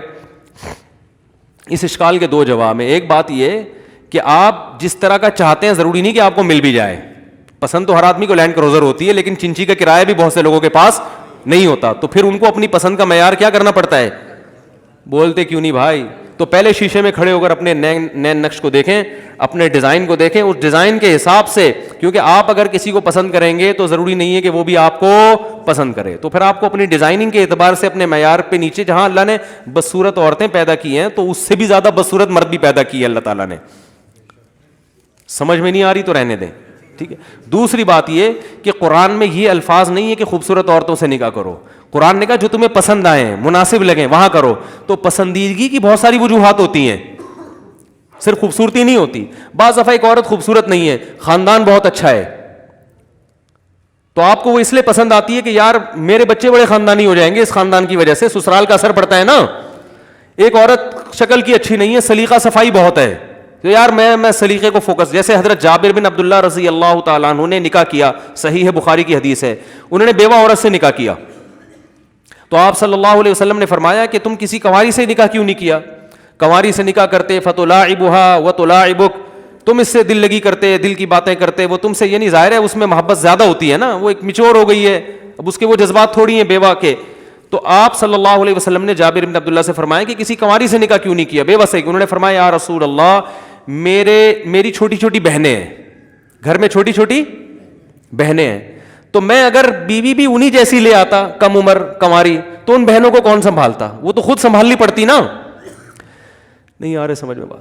مطلب یہ کہ پہلے ہی بیچاری کچھ بہنیں ہیں جو جن کو سنبھالنا مجھے سنبھالنا پڑ رہا ہے, تو پھر ایک بیوی کو بھی ان کے ساتھ ان کے الفاظ, ان کی بات میں اپنے الفاظ میں بیان کر رہا ہوں, اس کو بھی مجھے سنبھالنا پڑتا نا. تو میں نے اس لیے کسی میچور خاتون سے شادی کی ہے جو میری بہنوں کو بھی سنبھال لے. تو اس کے لیے کوئی بیوہ طلاق یافتہ ہی سنبھال پائے گی, کیونکہ چھوٹی بہنیں میری, تو ان کے لیے میں نے ایسا کیا ہے. تو اب حضرت جابر بن عبداللہ نے پسند کی شادی کی یا ناپسند کی, پسند کی ہے. تو پسند ہر آدمی کا معیار مختلف ہوتا ہے. بعض دفعہ اس لیے بھی, جیسے نبی صلی اللہ علیہ وسلم نے حضرت خدیجہ سے نکاح کیا ان کی شرافت کو دیکھ کر, ٹھیک ہے نا, اور اس لیے بھی کہ وہ مالدار تھیں, تو نبی صلی اللہ علیہ وسلم کو مالی لحاظ سے سپورٹ کیا, انہوں نے مزاربت پہ پیسے دیے بزنس کے لیے. تو بعض دفعہ آپ اس لیے میرے ایک دوست ہیں, انہوں نے اپنی ایج کی خاتون سے نکاح کیا جن کے بچے بھی بالغ ہو چکے تھے, حالانکہ خود بالکل ینگ تھے. میں نے کہا ماشاءاللہ آپ پہلی شادی کر رہے ہو بیوہ سے اور بچے بھی اتنے بڑے بڑے. انہوں نے کہا بھائی بزنس پارٹنر ہے, یہ خاتون کیا ہے میرے ساتھ, تو نکاح میں آسانی ہوگی کہ بزنس کرنا آسان ہو جائے گا. یہ بھی ایک ما طابہ کے مفہوم میں داخل ہے کہ جو تمہیں پسند ہو. تو پسند میں بہت ساری چیزیں ہو سکتی ہیں, نہیں آ رہی تو رہنے دو, ٹھیک ہے نا. تو اس لیے صرف اس میں خوبصورتی داخل نہیں ہے, بہت ساری. بعض دفعہ آخرت بھی پیش نظر ہوتی ہے.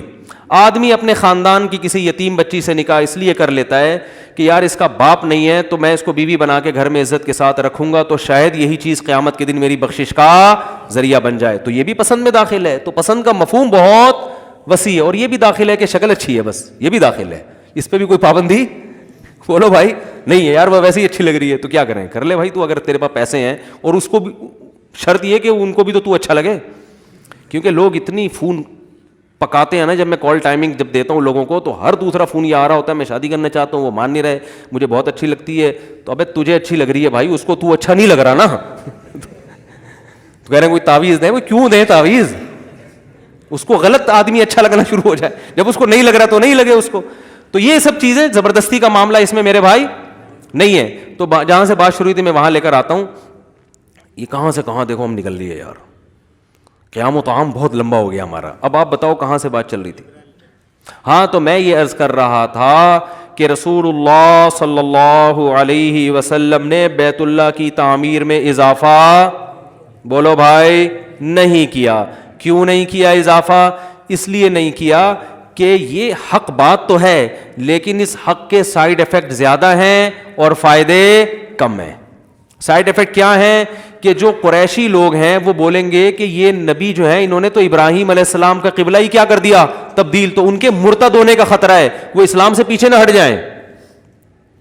اور اس میں کوئی نقصان بھی نہیں ہے, اس لیے کہ بیت اللہ چار دیواری کا نام نہیں ہے, بیت اللہ اس جہت کا نام ہے, اور طواف حتیم کے باہر سے ہی ہوتا ہے, تو طواف میں پورا بیت اللہ کور ہو رہا ہے, تو صرف دیوار کھڑی کرنے کا مسئلہ اتنا بڑا ایشو نہیں ہے. یعنی مسلمانوں کو آپس کے اختلاف اور انتشار سے بچانا, کنفیوژن سے بچانا, یہ زیادہ اہم ہے نبی کی نظر میں بنسبت اس کے کہ بیت اللہ کو وہاں تک تعمیر کیا جائے جہاں تک ابراہیم علیہ السلام نے تعمیر کیا تھا.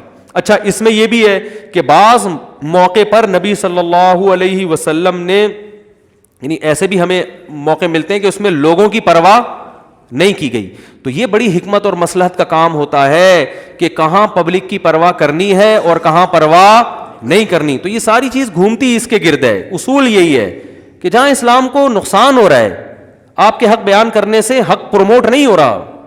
جیسے آپ کسی کی برائی لے کے بیان کر دو, خودکشی کا واقعہ ہوا, آپ نے سب کو بتا دیا, تو جنہوں نے نہیں بھی کی ان کو بھی خودکشی کرنے کا خیال آنا شروع ہو جائے گا. جیسے میڈیا بتاتا رہتا ہے یہ تیزاب پھینکنے کے واقعات, او بھائی اگر کسی گاؤں میں اللہ نہ کرے کسی بچی پہ تیزاب پھینکا ہے تو بس چپکے سے جا کے ایف آئی آر کٹوائی جائے اس کے خلاف, اس مجرم کو پکڑ کے عبرتناک سزا دی جائے.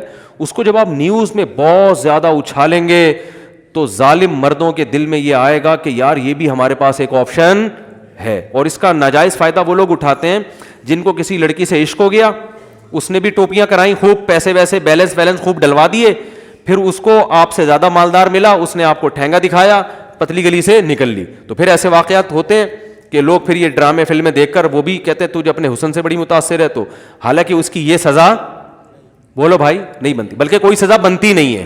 اس لیے کہ اسلام میں جب تک نکاح نہیں ہوتا تو اس سے پہلے کا کوئی ایگریمنٹ نہیں ہے. اسلام گرل فرینڈ بوائے فرینڈ کو مانتا ہی نہیں ہے, جیسے اسلام سودی ایگریمنٹ کو نہیں مانتا. جیسے آپ نے ستار بھائی سے قرضہ لیا 1 کروڑ روپے, پیپر پہ آپ نے اسٹیمپ پیپر پہ لکھ کے دیا, 10 لوگوں کو گواہ بنایا کہ میں جب ٹائم 1 کروڑ روپے کو جب میں واپس کروں گا تو میں 2 لاکھ روپے سود کے بھی دوں گا. ایگریمنٹ بھی کر لیا, زبان بھی دے دی, قرآن پہ ہاتھ بھی رکھ کے ایگریمنٹ ہو گیا, اور 4 آدمیوں کو گواہ بھی بنا لیا. لیکن اسلام پھر بھی اس ایگریمنٹ کو کیا کرتا ہے, کالعدم. ستار بھائی جب آپ سے پیسے لینے کے لیے آئیں گے 1 کروڑ سے زیادہ ان کو لینے کی اجازت نہیں ہے. کچھ ایگریمنٹ ایسے ہیں جن کو اسلام کالعدم قرار دیتا ہے, وہ ایگریمنٹ مانتا ہی نہیں اسلام. سودی ایگریمنٹ کو اسلام کیا کہتا ہے, کالعدم, چاہے کتنی قسمیں کھائی ہوں. اسلام پھر بھی آپ کو کہے گا بھائی آپ اصل رقم لوٹاؤ, جو 2 لاکھ آپ نے ایگریمنٹ کیے تھے وہ آپ مت دو گے, گناہگار ہو گے آپ. اس لیے بینکوں سے جو لوگ لون لیتے ہیں نا سودی, تو ہم ان کو کہتے ہیں اصل رقم لوٹاؤ باقی پی جاؤ.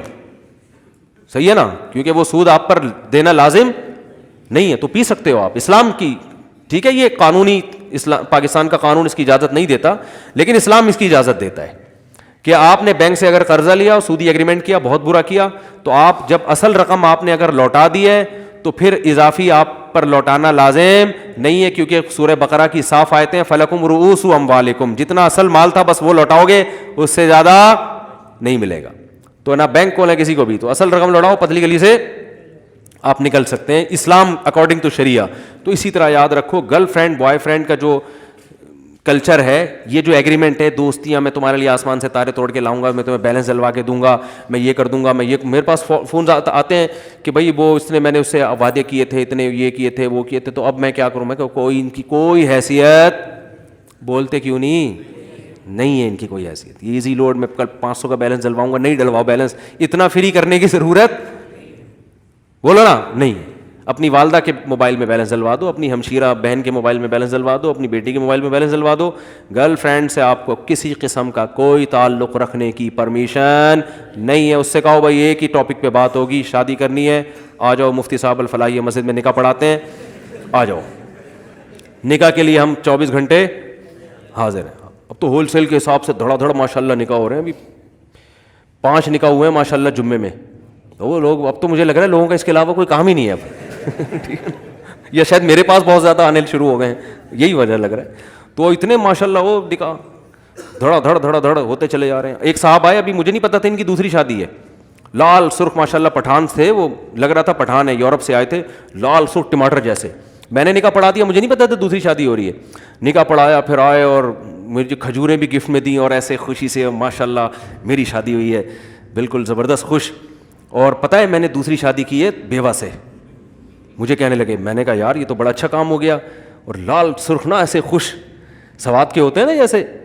تو میں نے دوسری کی ہے بیوہ سے. آپ کے بیان سن کے, ابھی اسی جمعے کی بات ہے, آپ کے بیان سن کے میں نے دوسری شادی کی ہے بیوہ سے. بار بار بتا رہے ہیں بیوہ سے کی ہے دوسری شادی, اور یہ تو بالکل ینگ لڑکا, میرا خیال ہے 25 سال عمر ہوگی.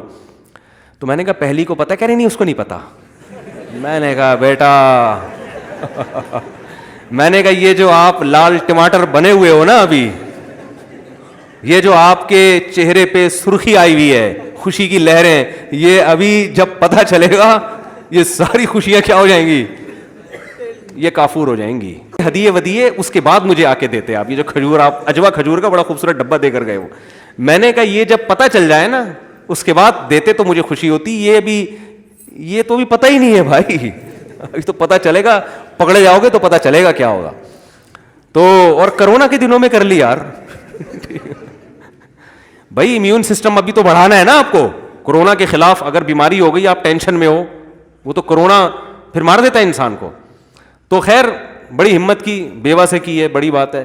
اللہ برابر پہلی بیوی کا بھی حق ادا کرنے کی توفیق دے ان کو, ایسا نہ ہو دوسری کی وجہ سے پہلی کو بھول جائیں, اور دوسری کا بھی. لیکن یہ کہ میں نے کہا ثواب کی انشاءاللہ گارنٹی ہے, بہت ملے گا آپ کو, حالات کی کوئی گارنٹی نہیں ہے. ہاں یہ پہلے سے تو اب پتہ نہیں پتہ چل گیا ہوگا کہ نہیں پتہ چلا ہوگا, اب تک اللہ خیر کرے. تو یہ ہر آدمی ہوتا ہے, بڑا خوش ہوتا ہے اس وقت. اور بھی ایک دو کیس ہوئے ہیں ایسے. تو کیا بات چل رہی تھی, وہ کدھر ہے بات, کیا ہو رہی ہوتی, بیان کدھر چلا جاتا ہے. تو بات اصل میں یہ چل رہی تھی کہ کیا چل رہی تھی,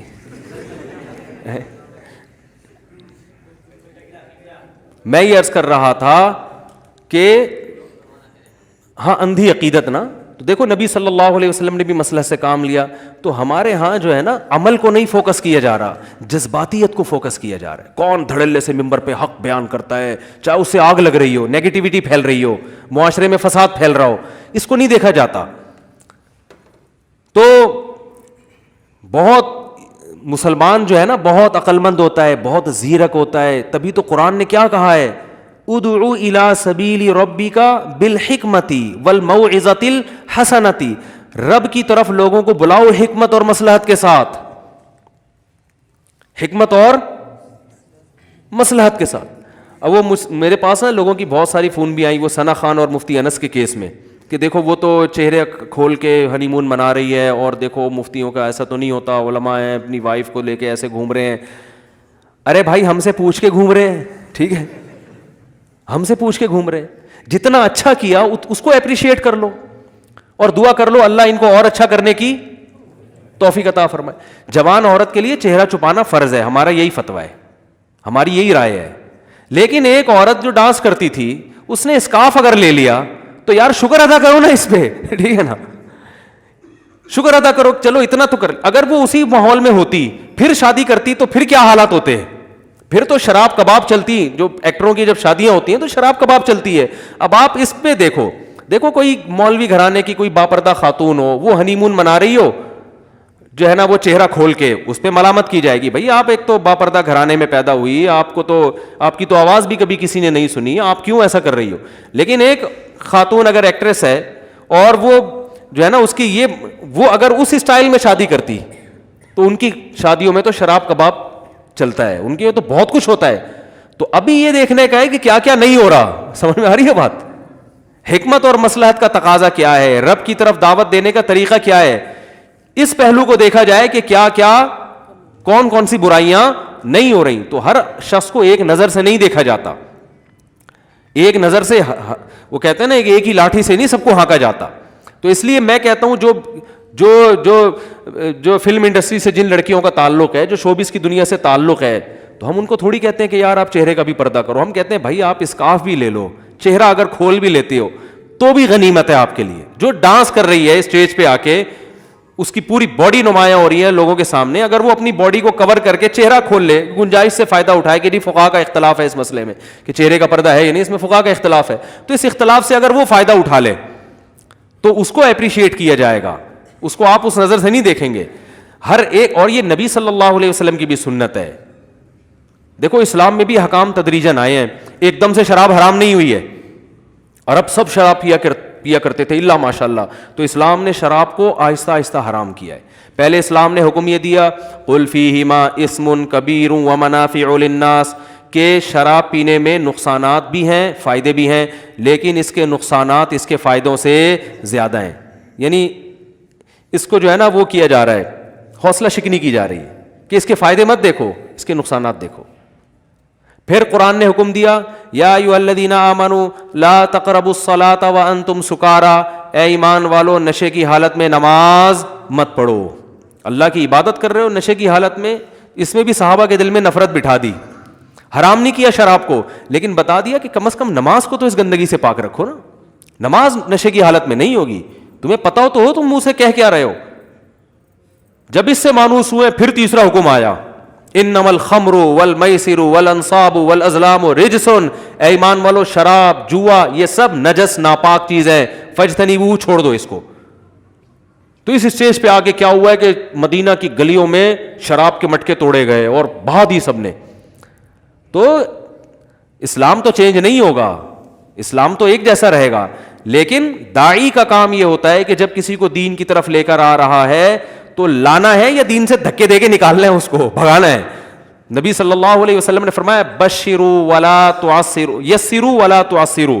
آپ صلی اللہ علیہ وسلم نے ایک صحابی کو بھیجا, غالباً یمن میں بھیجا تھا مبلغ بنا کے, تو آپ نے فرمایا یسروا ولا تعسروا, لوگوں کے لیے آسانیاں پیدا کرنا, تنگی پیدا مت کرنا, تنگیاں نہیں پیدا کرنا. بشروا ولا تنفروا, اور یہ بھی فرمایا ایسا کام نہ کرنا کہ لوگوں کے دل میں اسلام سے نفرت بیٹھ جائے. نہیں آ رہی بات میرا خیال ہے, ایسا کام نہ کرنا کہ لوگ اسلام سے. اور آپ نے کیا فرمایا, حضرت صحابی کا نام ذہن سے نکل گیا جن کو یمن کا گورنر بنا کے بھیجا تھا, معاذ بن جبل رضی اللہ تعالیٰ عنہ, تو ان کو بھیج رہے ہیں. اب دیکھو وہاں بھی کیسا زبردست آپ کا حکمت والی بات کی آپ نے, فرمایا کہ ان سے کہنا کہ ہم تم سے زکوٰۃ لیں گے, یؤخذ من اغنیائہم ویرد الی فقرائہم. ایسا نہ ہو وہ زکوٰۃ کو ٹیکس سمجھنا شروع کر دیں کہ یار یہ کمانے کا نیا دھندا شروع ہو گیا, بھائی واہ بھائی واہ, اب ہم مالداروں سے کیا لیا جا رہا ہے. اسلام یعنی مسلمانوں نے حضرت معاذ کو گورنر بنا کے بھیجا, علاقے کا گورنر, اب انہوں نے مالداروں سے ٹیکس لینا شروع کر دیا. تو اس سے زکوٰۃ کو یہ جرمانہ سمجھیں گے, اسلام سے قریب آنے کے بجائے کیا ہو جائیں گے, بولو نا یار, دور ہو جائیں گے. تو آپ صلی اللہ علیہ وسلم کو اللہ نے یہ بھی اختیار دیا تھا کہ آپ ان سے زکوٰۃ لیں اور مدینہ کے غریبوں میں بانٹ دیں, یہ اختیار تھا آپ کو. لیکن آپ نے فرمایا نا نا نا نا ایسا نہیں ہوگا. ان کے دل میں وہم ہو سکتا ہے کہ ہم ان سے زکوٰۃ اپنے فائدے کے لیے لے رہے ہیں, اپنے غریبوں اپنی قوم کے لیے. فرمایا حضرت معاذ کو ان سے کہنا کہ جو زکوٰۃ اسلام کا فریضہ ہے نا وہ تم سے لیا جائے گا, تمہاری ہی قوم کے غریبوں میں بانٹا جائے گا. کتنی مصلحت ہے یار, کتنی حکمت ہے. یؤخذ من اغنیائہم, ان کو بتا دینا تمہارے مالداروں سے لے کے تمہارے ہی غریبوں کی طرف لوٹائی جائے گی, تمہاری قوم کو فائدہ پہنچانے کے لیے, یہ ہمارا فائدہ نہیں ہے اس میں. اور حضرت معاذ ابن جبل جو تھے ان کو بھی آپ اپریشیٹ کر رہے ہیں. کیسے اپریشیٹ کر رہے ہیں, کیونکہ اب ان کو اپنے آپ سے دور کر رہے ہیں نا. یہ تو چاہتے تھے مدینہ میں نبی کے ساتھ رہیں, ان کو یمن بھیج رہے ہیں. تو اب مبلغ کو بھی تو موٹیویشن چاہیے نا کہ بھائی میرے ذمہ اتنا مشکل کام. تو ان کا ہاتھ اپنے ہاتھ میں پکڑ کے فرمایا یا معاذ احبک فی اللہ, میں تجھ سے اللہ کی خاطر محبت کرتا ہوں. یعنی میں تمہیں اپنے آپ سے دور اس لیے نہیں کر رہا کہ مجھے کوئی تم سے نفرت ہے یا میں جان چھڑانا چاہ رہا ہوں. اکثر ایسا ہوتا ہے نا کہ جو آپ کے دوستوں میں قریبی لوگوں میں جو آپ کے لیے زیادہ ٹینشن ہوتا ہے اس کی تشکیل وہاں کرا دی جاتی ہے, ٹھیک ہے نا, بارڈر پہ بھیج دو اس کو. آرمی کے آفیسر نے کیا کیا, یہ فوجی بہت تنگ کر رہا ہے, اس کو بارڈر میں خطرناک جگہ پہ بھیجو, وہاں جا کے شہید ہو جائے, تاکہ یہ ٹینشن بنا ہوا ہے پوری فوج کے لیے.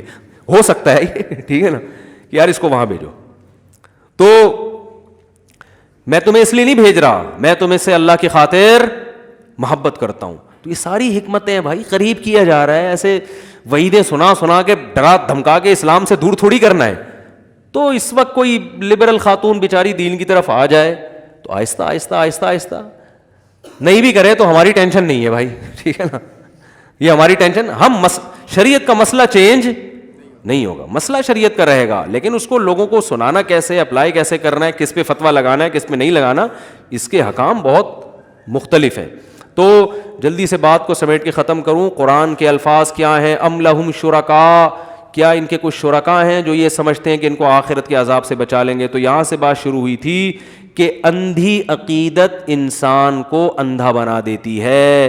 تو ہم نے کسی سے اندھی عقیدت نہیں کرنی, فوکس کس کو کرنا ہے؟ عمل کو. اور اندھی عقیدت میں معذرت کے ساتھ خواتین جلدی مبتلا ہو جاتی ہیں.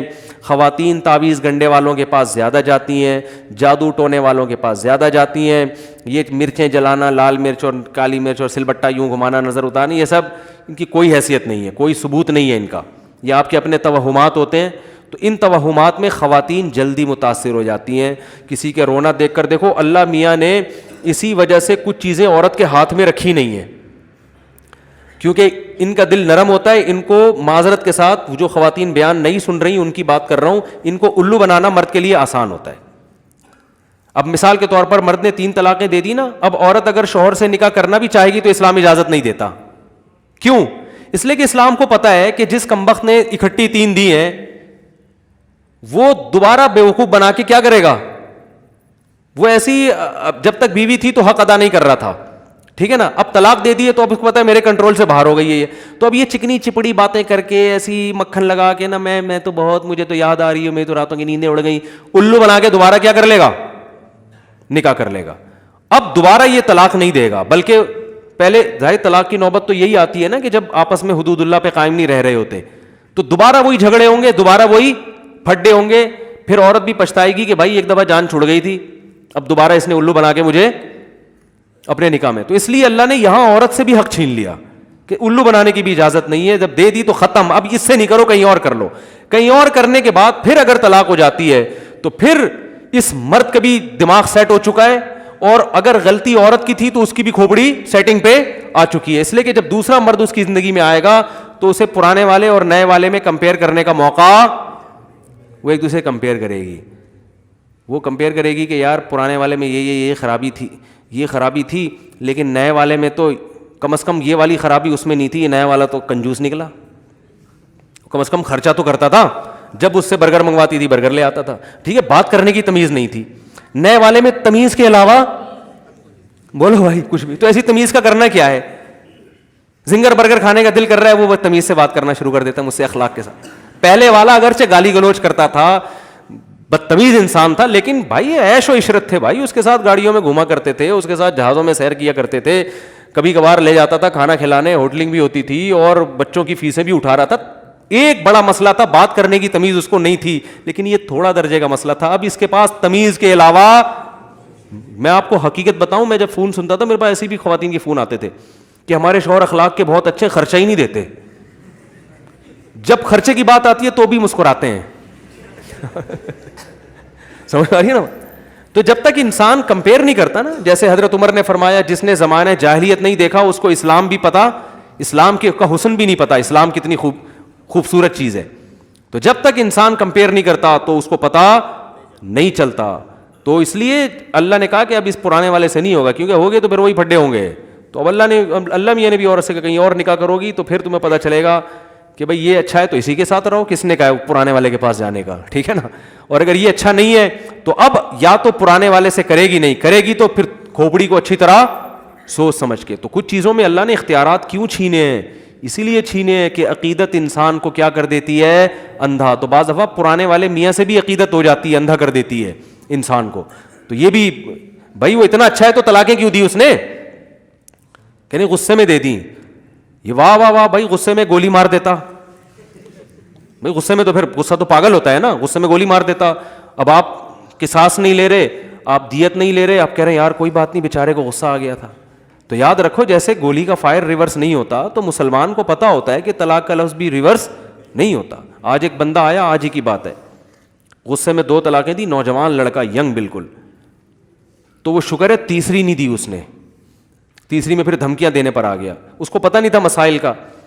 تو جب میں نے اس کو بتایا نا کہ 2 ہو گئی ہیں, پھوٹ پھوٹ کے رونے لگا. مجھے اس پہ ترس آ رہا تھا, مجھے اس کا اندازہ تھا کہ یہ نہیں دینا چاہتا. تو غصے میں کیوں ایسا کام؟ میں نے اس کو بولا یار غصے میں کچھ بھی کر لو, اپنا سر پھاڑ دو بیلن سے, اس کا تو نہیں کہوں گا پھاڑ لو, تو کچھ بھی کر لو, ہر چیز کی تلافی ہو سکتی ہے. پھوڑا نکلے گا بیلن سے, جب سر پھٹے گا وہ مرم لگا کے وہ سکائی کر کے ہو جائے گا, واپس سیٹنگ پہ آ جائے گا, ٹھیک ہے نا. ہڈی بھی ٹوٹ کے جڑ جاتی ہے دوبارہ. تو اس لفظ میں اللہ نے ریورس گیئر نہیں رکھا, تو اس لیے نہیں نکالو یہ لفظ زبان سے, اپنی جانوں پہ رحم کرو. پھر فتوے لے آتے ہیں ادھر ادھر سے, کوئی اہل حدیث سے فتویٰ لے آتا ہے, کوئی کہاں سے فتویٰ لے آتا ہے, وہ فتووں سے بیوی حلال نہیں ہوتی. تو بات یہ چل رہی تھی, بس ختم کرتا ہوں, جو اندھی عقیدت ہے انسان کو گمراہ کر دیتی ہے. تو میرے بھائی جس سے بھی عقیدت کر رہے ہو, کسی سے بیعت ہونے میں جلدی نہ کیا کرو. کسی بزرگ کا بیان ایک دفعہ سنا, بہت اچھا لگا, بیعت ہو گئے. او بھائی پہلے ان کی صحبت میں بیٹھو تھوڑے عرصے, ہو سکتا ہے یہی والا اچھا ہوا ہو, ٹھیک ہے نا. ہم جب چھوٹے بچے تھے نا, تبلیغی جماعت آئی ہمارے محلے میں, ایک بالکل دیہاتی سا بندہ تھا, بالکل سادہ, بیان اتنا اچھا کیا. میرے بہنوئی بھی یہاں بیٹھے ہوئے, ہمارے بچپن کے دوست ہیں, تو ان کو بھی وہ واقعہ پتا ہے. اتنا اچھا بیان کیا کہ ہم دونوں بڑے متاثر ہوئے. ہماری عمر اس کو 17 سال ہوگی, 16 سال ہوگی. ہم نے کہا یار دیہاتی ہے, گنوار آدمی, بیان بڑا ٹائٹ کیا اس نے. تبلیغ بیان ہوتا ہے نا جماعت میں. اچھا ہم بڑے متاثر ہوئے. اگلے دن ہم بیٹھے, ان کا پھر بیان تھا, پورا وہی بیان دوبارہ. تیسرے دفعہ بیان سنا, وہ اصل میں رٹا ہوا تھا, انہوں نے کسی کا بیان سن کے رٹ لیا, وہی A to Z وہی. اب پہلا بیان سن کے ہم بیعت ہو جاتے کہ یار آپ کتنا زبردست, اللہ نے نالج آپ کو دی ہے, کیا خاندانی بیان, بیعت ہو جاتے. اگلی دفعہ پھر وہی, اگلی دفعہ پھر وہی. ہم کہتے ہیں بھائی یہ تو ٹیپ ریکارڈ سے یاد کر کے آیا ہے بندہ. تو اس لیے کسی سے تعلق قائم کرنے سے پہلے ہمارے حضرت فرمایا کرتے تھے, شیخ کا انتخاب کوئی دیگ کے چاول کی طرح نہیں ہے کہ 2 چاول آپ نے چکھے اور پوری دیگ پہ حکم لگا دیا کہ بریانی تیار ہے, ٹھیک ہے نا. کسی سے عقیدت کرنے کے لیے, اس کو اپنا مقتدا رہبر بنانے کے لیے آپ کی ضروری ہے کہ کچھ عرصے اس کے بیانات مستقل سنے جائیں. سمجھ میں آ رہی ہے بات؟ اور اگر موقع ملتا ہے کوئی معاملات کرنے کا تو معاملہ کر کے بھی دیکھو. شیخ صاحب کو قرض دے کے دیکھ لو, اتنا کہ جو اگر لے کے بھاگ جائیں تو افورڈ کر سکو آپ. دیکھو ٹائم پہ واپس کر رہے ہیں کہ نہیں کر رہے. اگر واپس ہی نہیں کرتے اس کا مطلب یہ خود ہی معاملات میں سیدھے نہیں ہیں, آپ کو کیا انسان بنائیں گے بھائی, ٹھیک ہے نا. نماز ہے اور بہت سارے معاملات ہیں. تو مسلمان بے وقوف نہیں ہوتا, نہ اسے بے وقوف بنانا آسان کام ہوتا ہے. مسلمان کی کھوپڑی بہت تیز ہوتی ہے. قرآن بار بار کہتا ہے ان فی ذلک لآیات لأولی الالباب, اہل عقل کے لیے اس میں نشانی ہے, عقل والوں کے لیے. تو پتہ چلا کہ قرآن تو ہے ہی عقل والوں کے لیے. جن کی کھوپڑی کام نہیں کر رہی ان پہ قرآن تو ان کو لفٹ ہی نہیں کراتا. تو ان کی کھوپڑی کام کر رہی ہے, بیدار مغزی کے ساتھ چلتے ہیں, زندگی گزارتے ہیں, ان سے قرآن. اور لوگوں کی اکثریت سے متاثر مت ہو. پبلک کی کثرت دیکھ کے اتنے جھمگٹا, پبلک جمع کرنا سب سے آسان کام ہے دنیا میں. پبلک ایسے بھی جمع ہوتی ہے. بس یہ واقعہ سنا کے بیان ختم کرتا ہوں. ہم جب اسکول میں پڑھا کرتے تھے, پبلک جمع کیسے ہوتی ہے؟ پبلک کو دیکھ کے جمع ہو جاتی ہے. بعض دفعہ اتنے لوگ ہیں تو چلو یہ بندہ بہت اچھا ہے, ہم بھی آ جاتے ہیں. حقیقت ہے ایسے جمع ہوتی ہے پبلک. ہم جب اسکول میں پڑھتے تھے, میرا خیال ہے 7ویں کلاس کا واقعہ یہ, تو ہمارے اسکول میں ایک چھوٹا سا بادام کا درخت تھا.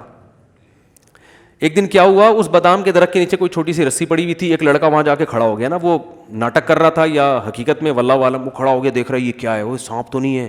حالانکہ وہ سانپ وہاں کہاں سے آ گیا, کوئی جنگل میں تھوڑی تھا اسکول. ایسے ہی رسی پڑی ہوئی, دیکھ رہا ہے سانپ تو نہیں ہے. 2-4 لڑکے اور بلا لیے. اب وہ ان کو بھی روک کے رکھا, تھوڑا کھڑے رہو نا. اب طلبہ جمع ہونا, اب پبلک کو دیکھ کے آ رہی ہے. او بھائی اتنا رش, ہم بھی جا رہے ہیں یار, یہ ہے کیا, ہم بھی جا رہے ہیں دیکھنے کے لیے یار, کچھ تو ہے جو اتنے لوگ ہیں. وہاں جا کے دیکھا کچھ بھی نہیں ہے. اب جب بچوں میں شرارت ہوتی ہے تو ہم نے کہا جب ہمیں ٹوپی کرائی ہے تو ہم بھی بات والوں کو کیا کرائیں. پھر بچے تو کراتے ہیں نا ٹوپیاں, کہ بھائی وہ جھوٹ تو نہیں بولتے تھے ہم الحمدللہ. ابے بھائی دیکھ لو جا کے, ایسے گھما کے نا, ہمیں دیکھ لو. ہم نے کہا اسکول کی شرارتیں بڑی ٹائٹ ہوتی تھیں. اسکول میں ہم جب صبح لائن میں کھڑے ہوتے تھے نا, اب صبح جب پرے کا ٹائم ہوتا ہے نا تمام اسکولوں میں, تو لائن میں کھڑے ہوئے ہیں تو ایسے ہی کسی کے پیچھے سے کان میں نا ایسے مارا ہے. وہ غصے میں دیکھتا بولتا آگے پارسل کر دے.